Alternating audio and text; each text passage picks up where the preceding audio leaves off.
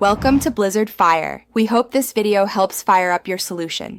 You begin by assembling the tools: razor, plastic scraper, heat source, adhesive remover, microfiber. Heat the sticker until the glue softens. This reduces tearing and residue. Once warm, use a razor to lift one corner just enough to get dental floss behind it. You saw the floss back and forth while pulling it downward. This severs adhesive without scratching glass. You pause often to reheat stubborn spots so the sticker peels in larger strips instead of shredding. Now you focus on stubborn adhesive. Apply a solvent like isopropyl alcohol or commercial remover and let it dwell for a couple minutes so the glue dissolves. Once softened, use a plastic scraper at a shallow angle to push and lift residue, not gouge.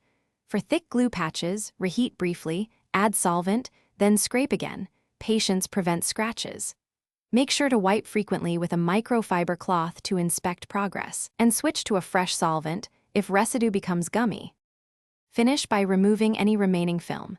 Clean the area with isopropyl alcohol, then a standard glass cleaner for a streak-free look. Once dry, use a clay bar or fine polish to remove microscopic haze and restore clarity. This also eliminates oil residue. Make sure seals and trim are cool before replacing parts. If adhesive resists, don't force the blade. Reheat the spot and reapply solvent, allowing extra dwell time.